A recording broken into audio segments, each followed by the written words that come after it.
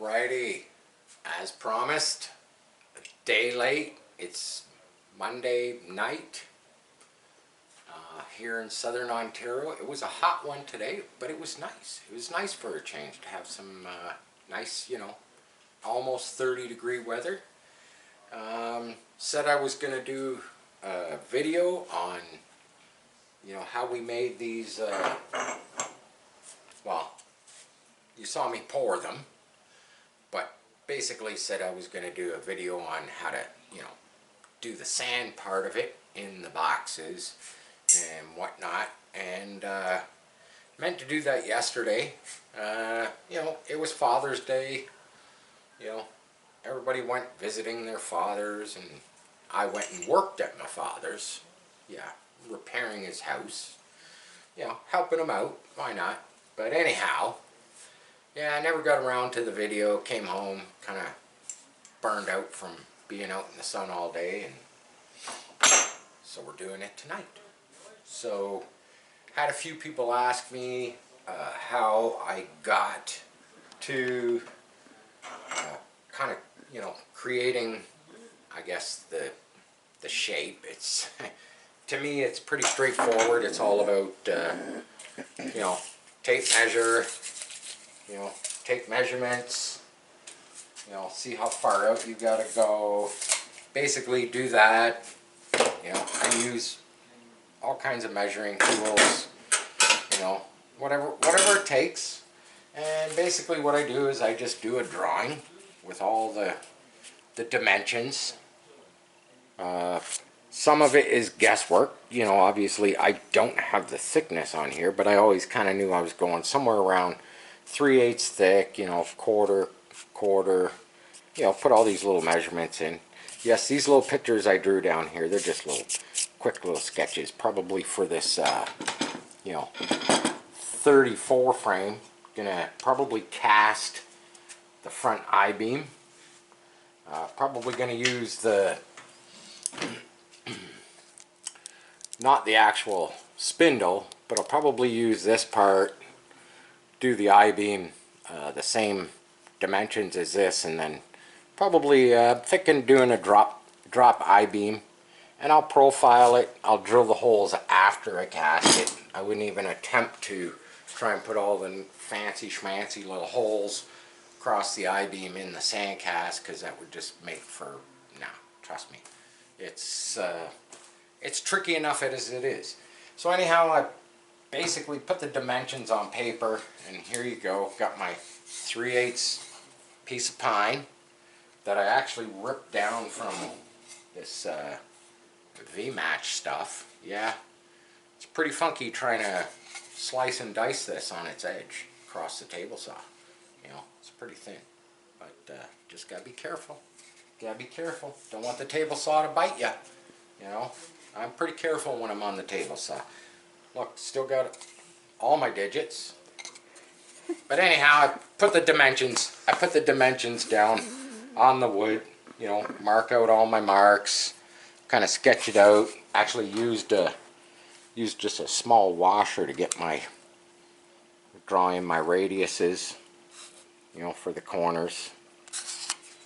And then basically I take this, normally I would drill a hole in this one. I'm not going to do it all, because I don't want to waste your time. I don't want to bore you. You really, like, do you really want to see me cut, like, all this? Let me grab the drill. God dang it. Hopefully there's a drill bit in it. Of course there's not. You got many drill bits. Just grab any one. Maybe that's the first cut I'll do. How about that?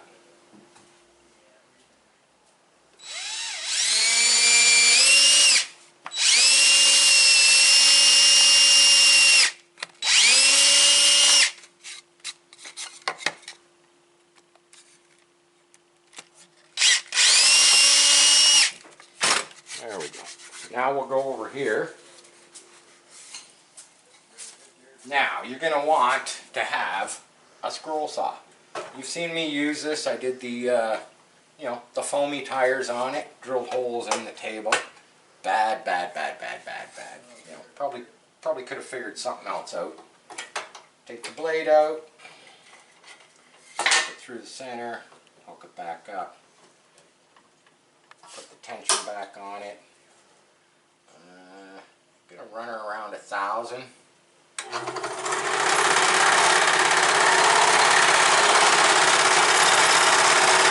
a little quicker. I'm a little impatient.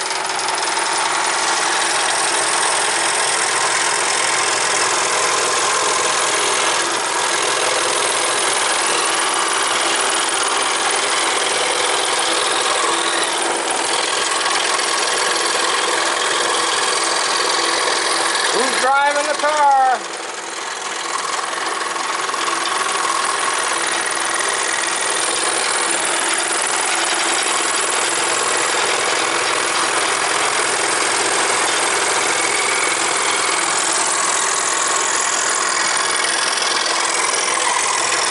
Oh, yeah, I saw that. I got a little wide there. This is just for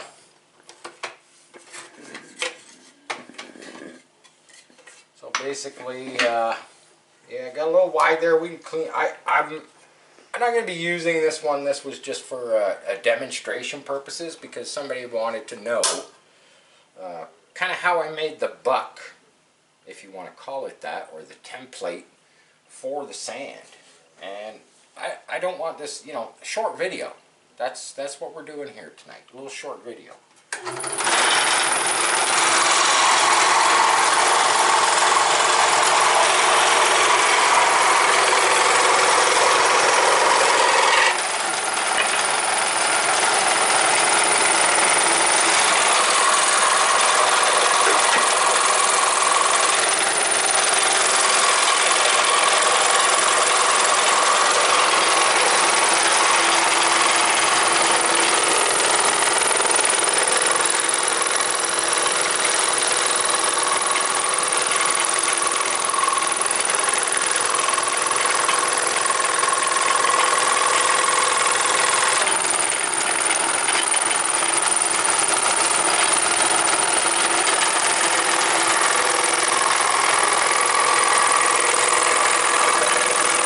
Straight line's pretty good on this thing.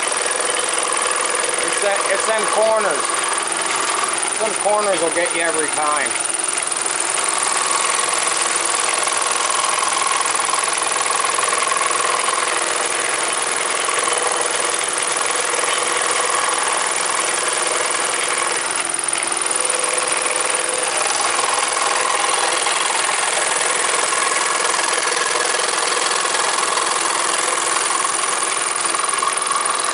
Got to learn to go a little slower in the corners. Got to stop trying to be a speed racer here.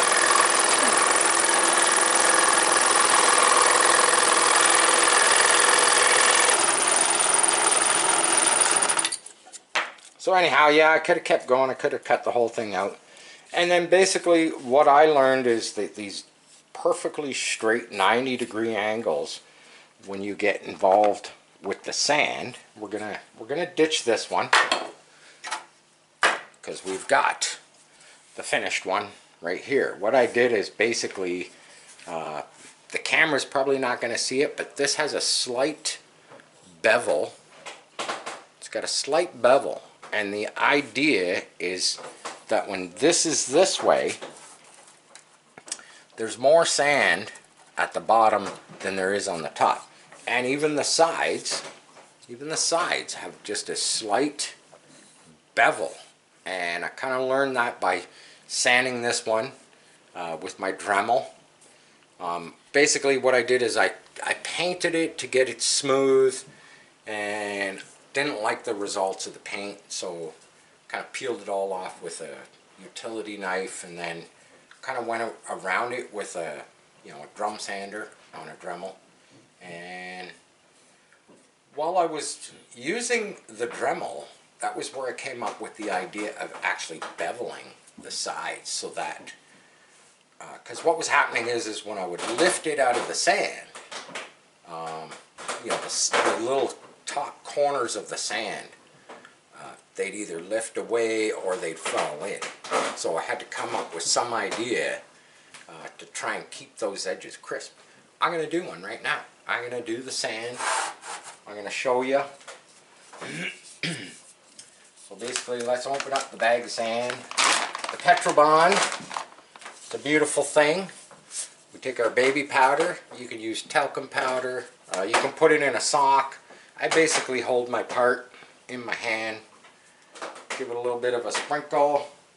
It's okay if it falls in there. That's okay. I kind of rub the baby powder around. Get it all on there. Basically now, those are my lift holes right there. So I know that this goes face down, and you'll see why. You'll see why shortly. This doesn't matter. You don't have to do this. You don't want big clumps of the down there on my piece of sheet metal. That's fine, but up here on the wood, kind of don't want that because it'll leave that. This sand is so fine it could leave impressions of the baby powder, believe it or not. Now you're supposed to screen this. I don't screen it, just the first little bit. I just kind of rub it in there. This Petrobond's fairly new. Doesn't have a whole lot of chunkies in it. Once you kind of get your buck or your template or whatever whatever you want to call it, then you can just start kind of bombing it in. You can even take the bag and just get it in there. Get it all in there. There we go. Get it spread around. You can pack it. You can pack it lightly. Why not?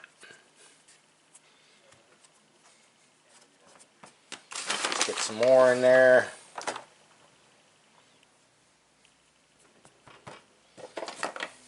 I just use a hammer. I do not use a there's a special name for the tool. Don't remember what it is. You know, I just basically start packing the sand. Do you have to pack it super heavy duty tight? No, not really. I'm using like light to medium. Barely, just kind of compressing it.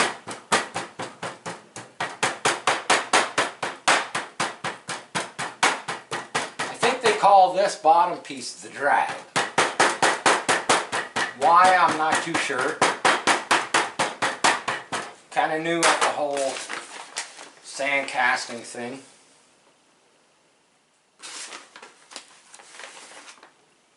But you'll see why in a second. Why I think they call it the drag.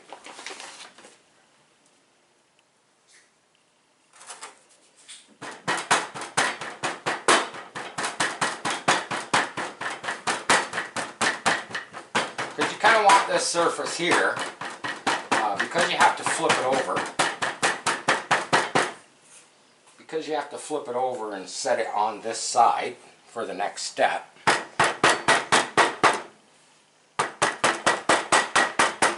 You want it fairly level.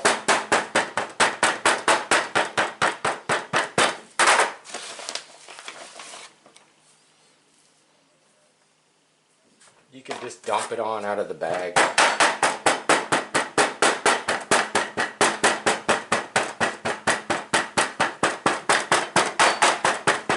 This will build up your forearms. That's for darn sure.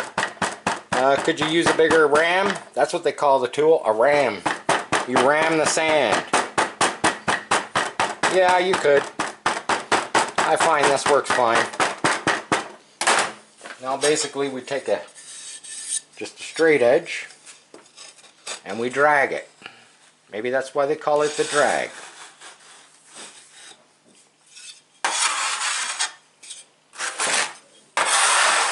Get all the excess sand out of the way. There's a few little divots and stuff in there. It's not 100%. How cool is that I can lift this up? I love that about sand casting. Pretty cool. So now we're going to flip it over. Now, as you can see, there's our part. It's embedded in the sand. Now, what I use,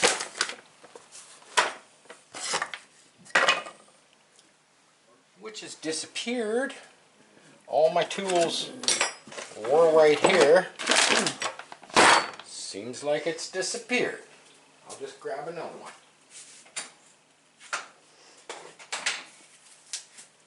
This one's not as soft as I like. I'm not sure where it went. I just take a brush and I just kind of clean this mating surface, because this box is going to fit on this box into my locates. And I just kind of go over the part. Yeah, this brush is just a little heavy duty. And it's just to get the sand basically off the wooden part. Now basically we take the screws. Okay, at this point you don't have to do this.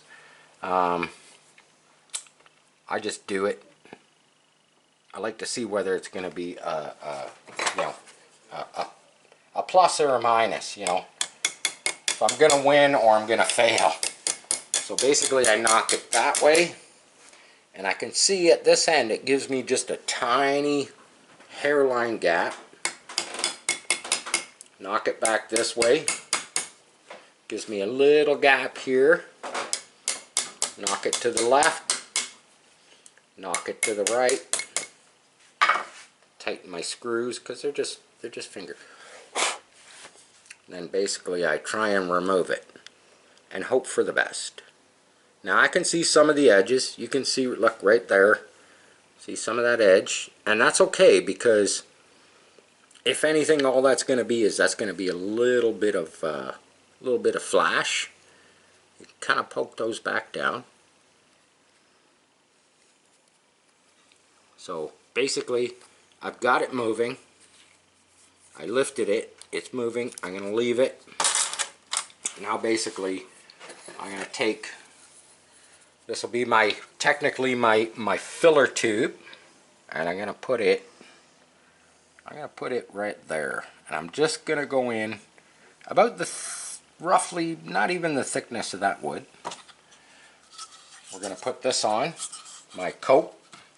Maybe I'm saying them backwards. I don't even know. We're going to give it just a light sprinkle of the baby powder. Shouldn't stick anyway, there's lots in there. There we go. We're going to take the sand. We're going to put the sand in. Get the stuff off the table. We'll put it in. We'll just dump it in. We'll get this, we'll do her quick. There we go. Hold your piece of tubing. Kind of push your sand around it. You can compact it with your fingers. You don't have to go after the ram right at this moment. Your hammer, your ram, whatever you want to call it. Remember, I'm not a professional sandcaster. I'm new to this. I'm liking it.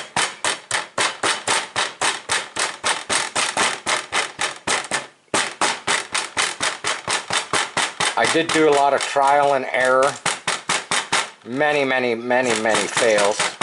I was just grabbing stuff around the shop, trying to basically cast it in the sand. See how it worked. See what it looked like. See if I could actually get it to work. I did some like gears and some sprockets and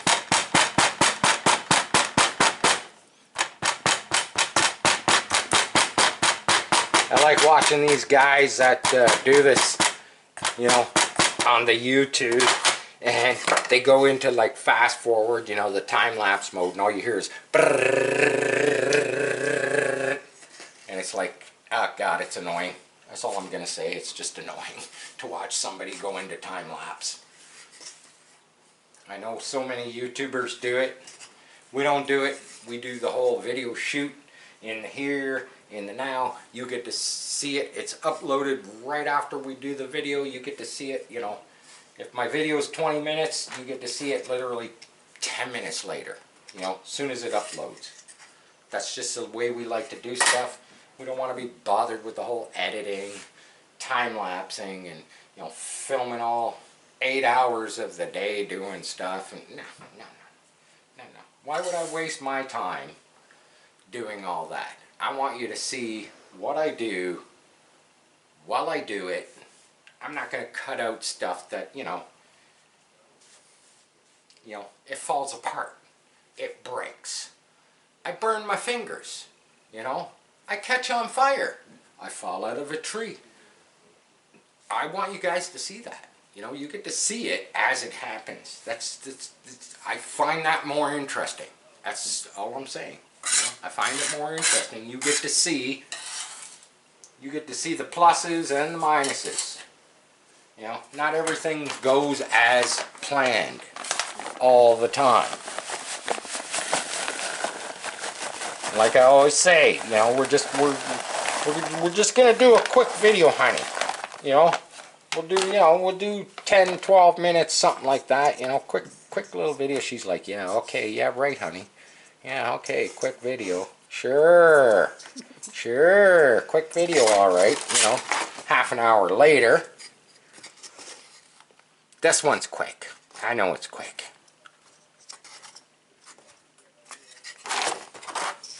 This one's a quick video.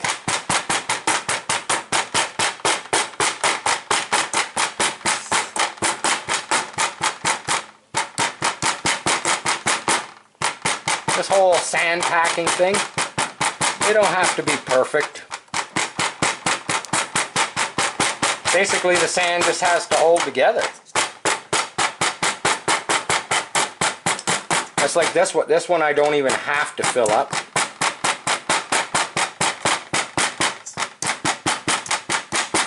I used to do a fill tube and basically a vent tube when I did like plaster, you know, plaster castings.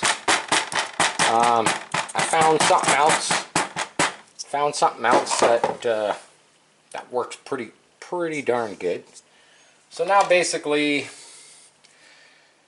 I have to pick with the tube, because I'm not just, you know, yeah, I can dump straight down, not this tube. This is going to come out. But what I'm going to do is I'm going to take my spoon, and what I'm going to do is I'm going to take some of this sand out. We're going to reuse that sand. See how this edge is all burned? That's just from overpour. But basically I'm just going to clean some of this out. We'll get this packed down around the edge. We'll clean it up, don't worry. So basically I'm just creating a divot there. Now I'm going to pull the tube out. Same idea. Give it a few little taps. Pull it out. It doesn't matter at this point if a little bit of the sand falls in. Now I'm just going to pull this stuff back. I'm going to smoothen this out with my fingers.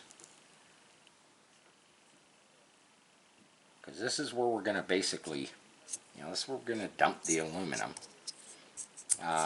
We're not going to do the pour tonight. I'm just showing you the sand stuff. Now I'm going to lift this off. There you go. Look, we got a little bit of impression of the control arm.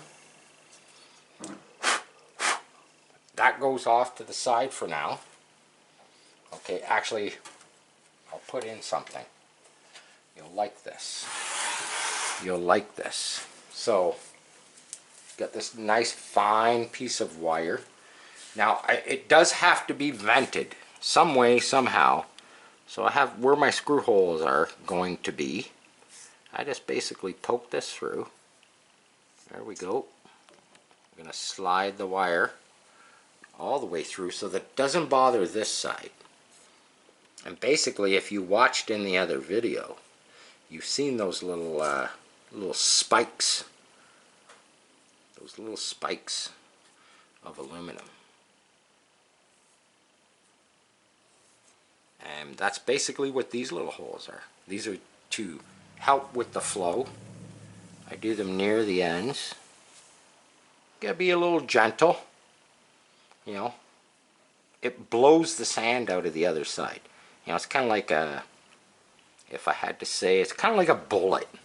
You know, goes in this side nice and clean, comes out the other side a big old hole. Not if your sand is packed real nice. So basically there, so when I pour in here into this piece, these are basically gonna vent, and they kind of help me look. As you can see here, the other side, you can see it kind of blew out some of the sand. It doesn't matter. So now this side, basically we know where our tube is going, and basically I'll use the tube, and this is basically going to be our fill hole. I'm just going to scoop this out right to there, dump it out. Looks pretty good. I got to clean this back off the wood. You could use an air nozzle. So there, basically at this point, you know, we're going to put the screws back in. Now that sand, putting that sand in that part kind of tightens this up again. So I'm just going to tap it just a little. We're almost there.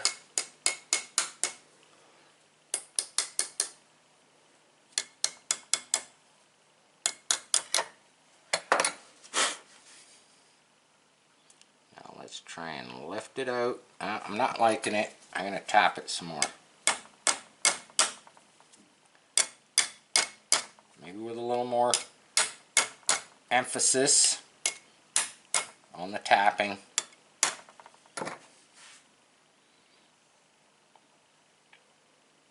So there we go. We got a couple spots, like right there, but it'll be over flash. It will be off to the sides, and we can cut that off of the aluminum. Not liking what's going on down in there. You can, gotta be gentle. You can repack it. If, you know, some of it, see I touched it there, I'm not even gonna worry about that. That can be cleaned up. Now basically I take this. Yeah, we got some spots that fell out, and that's okay.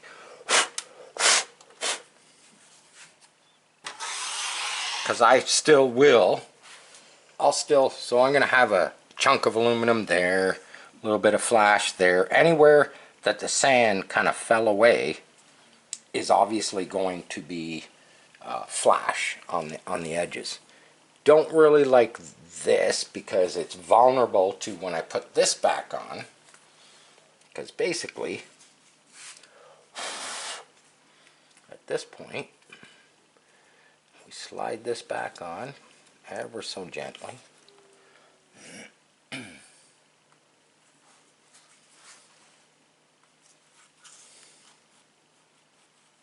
Kind of messed up. Just a little bit. This right here.